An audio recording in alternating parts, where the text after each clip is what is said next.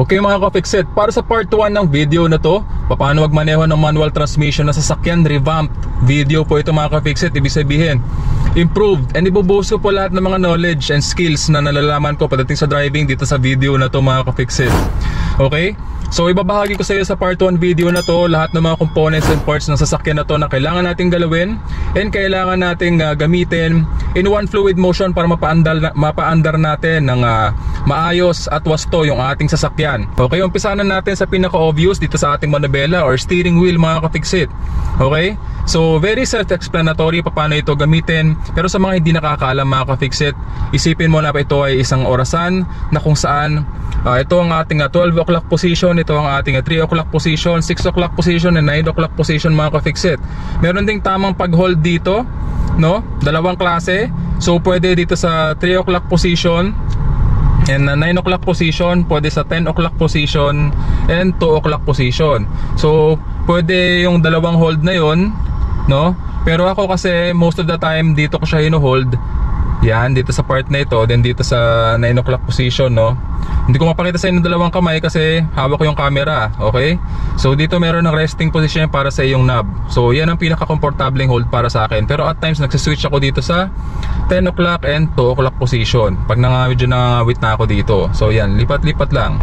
Siyempre ito, busina, importante yan. Mamaya papakita ko sa iyo paano i-operate lahat in one fluid motion. So dito muna tayo, lipat muna tayo dito sa ating cambio or gear selector mga ka-Fixit. Okay? So ito yung typical na cambio para sa manual transmission na sasakyan. Kung 5 speed yung iyong sasakyan, so mapapansin mo dyan mga ka-Fixit, meron ng numbering yan. Ayan. So number 1 first gear or primera, 2 segunda, yan, tercera, third gear, yung number 4 fourth gear, kwarta, yung number 5 fifth gear or quinta. Then yung R, ang ibig sabihin po niyan mga ka-Fixit is reverse, hindi po racing ha. Reverse po yan mga ka-Fixit. Okay? So nagkakaiba-iba ang orientation ng cambio ng manual transmission na sasakyan, depende sa brand and model po, no mga ka-Fixit, pati sa pag-operate. So dito naman na tayo mag-focus kasi ito yung pinaka-typical na layout ng cambio para sa mga manual transmission na sasakyan. By the way, ito nga pala sasakyan natin is a Mitsubishi Mirage 2014 model GLX. So sa pedals natin mga ka-Fixit, meron tayong 3 pedal. Simulan natin dito sa kaliwa. Okay, this is the clutch. Okay, clutch, brake, accelerator mga ka-Fixit. Para madaling tandaan nyo yung abbreviation na CBA. So clutch, brake, accelerator, CBA. Okay? So magkakaiba-iba ng way ng pagtapak yan, pero ultimately yung clutch ang naiiba dito sa tatlong to. Whenever na magpapalit tayo ng cambio or whenever nagagalawin natin yung ating cambio or yung ating shift knob mga ka-Fixit, okay, kailangan naka all the way down lagi yung ating clutch. Ibig sabihin sagad po na tinatapakan yan, no? Hanggang sa flooring, all the way down. Ito naman po ang ating preno. So gradual lang po ang pagtapak dyan. Depende po sa requirement kung ano po yung pangangailangan, no? Ito naman po accelerator, ganun din. Depende sa requirement or sa pangangailangan ng sitwasyon kung paano patatakbuhin yung iyong sasakyan. Okay? So CBA. Ang tamang pag-operate niyan mga ka-Fixit, yung kaliwang paa mo yun lamang yung ginagamit natin pag-operate ng ating clutch pedal, at yung kanang paa yun yung ginagamit natin pag-operate ng brake pedal and accelerator pedal. Yeah, palipat-lipat lamang yan. Never use your right foot to operate the clutch and never use your left foot para to operate the brake pedal or the accelerator pedal. Madidisgrasya po kayo. So ito isama ko natin itong nasa pinakakaliwa, pinakadulo, kaliwang position. Ito yung resting position ng ating kaliwang paa pag hindi natin siya ginagamit sa ating clutch pedal. Okay, importante rin po yan. E-brake. Okay, emergency brake, e-brake, yan tawag sa kanya. Parking brake pwede rin. Okay, so sa pag-operate nito mga ka-Fixit, ito naka-engage siya ngayon. Kung mapapansin niyo, nakaangat yan. So para ibabayan mga ka-Fixit, ang kailangan mo lamang gawin, pipindutin mo tong pindutan na ito at may bababa mo na siya, no? Completely disengage na po yan. So engage natin yan. Pag ini-engage mga ka-Fixit, hindi mo na kailangan pindutin to ha. Hilahin mo lang pataas, makakarinig ka ng series of clicks hanggang sa hindi mo na mahila. So yan, naka-engage na mga ka-fixit, hindi na po under yung ating sasakyan. Kung sakasakali man na medyo mahirapan kang ibaba yan, pag i-disengage mo na, hilain mo lang ng kaunti paangat, then saka mo pindutin para mas madali na siyang pindutin. Ayan, no? Tapos marirelease mo na siya all the way down. Side mirrors, although hindi mo pa masyadong iintindihin to sa umpisa pa lamang na aaral ka pa lamang magmaneho, kasi nakafocus tayo kung paano paandarin yung ating sasakyan. Kaya nga ina-advise ko na kapag ka magpa-practice, magpaandar ng sasakyan, doon tayo mag-practice sa maluwag na kalsada, yung walang ibang sasakyan na dumadaan, walang masyadong sasakyan na dumadaan, like empty car park spaces. Pwede rin sa mga cemetery, pwede rin sa mga bagong gawang subdivisions. So dapat yung mga side mirrors natin or door mirrors, kaliwa at kanan, properly adjusted yan. Okay? So meron na akong ginawang video tungkol dyan, how to adjust your side mirrors. Ipapakita ko sa iyo yung video na yon. Nilalagay ako ng link sa upper right portion ng video na to, sa lower portion ng video na to, sa description below para mapanood mo. So dito naman tayo sa ating rear view mirror mga ka-fixit. Pagdating sa rear view mirror, syempre pag ina-adjust natin yan, dapat nakataas tong lever na to or knob na to. Ayan, nabababa kasi yan, so dapat nakataas yan pag ina-adjust natin yung ating rear view mirror, no? So dapat properly adjusted yan para pag tinitingnan natin, kitang-kita natin yung likurang bahagi ng ating sasakyan. Ayan, kita natin kung may paparating, kung may obstruction or something dyan sa likuran. Okay? So kaya ko sinabi na dapat nakataas tong lever na to kapag na-adjust natin yan, kasi ang proper way and hack pagdating sa rear view mirror, kapag nasisilaw ka ng sasakyan na nasa likuran, especially pag gabi, ang gagawin mo lamang, itaas mo to, ibaba mo to para tumaas tong rear view mirror. Ayan, bababa mo tong knob na to. Ayan, tataas yung rear view mirror mo at hindi ka na masisilaw. And then pag wala na yung sasakyan niya sa likuran mo, or overtake na siya or something, na wala na siya sa likuran at hindi ka na masisilaw, ibaba mo na ulit to para nasa tamang position na siya ulit. So speaking of adjustment mga ka-fixit, dapat alam mo rin na kailangan properly adjusted yung iyong sitting position sa iyong sasakyan, kasi it would play a very big part sa pag-aaral mo magmaneho. Kasi lahat po ng bagay na ginagawa natin, kailangan komportable tayo, no? Komportable tayo na gawin ito para mas madali tayong matuto. So kung hindi ka na komportable sa kanya, mag-isip-isip ka na. Sorry mga ka-fixit, ha, may konti akong pa-segue. Okay? So dito sa ating sasakyan na Mitsubishi Mirage, itong ating kinauupuan ay may dalawang adjustment.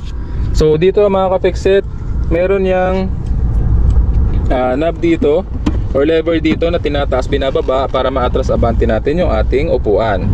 So pag ina-adjust atras abante natin yan mga ka-fixit, importanteng malaman mo na ang tamang pag-adjust niyan, pag inabante mo yung iyong upuan, dapat merong 1 fist apart.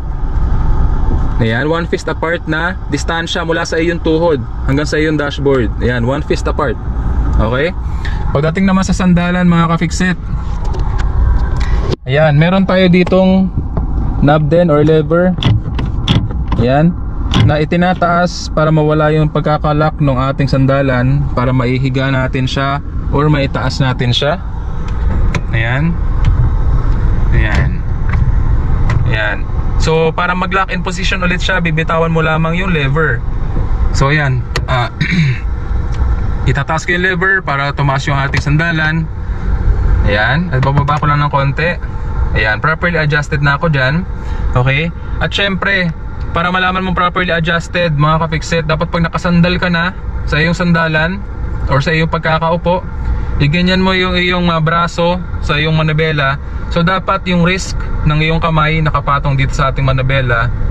Okay? At hindi masyadong nakadiretso yung ating braso, hindi rin naman masyadong nakabend. So tamang-tama lang, ganyan. Ibig sabihin, pag ganitong adjustment at nagawa mo nito sa iyong manubela, magigrip mo ng tama yung iyong manubela sa tamang position at hindi ka masyadong mangawit sa iyong pagmamaneho. Ganon din sa kanang braso. Kapag ka magpa-practice ka mga ka-fixit, importante na mag-practice ka in a safe environment, no? Tandaan mo yan.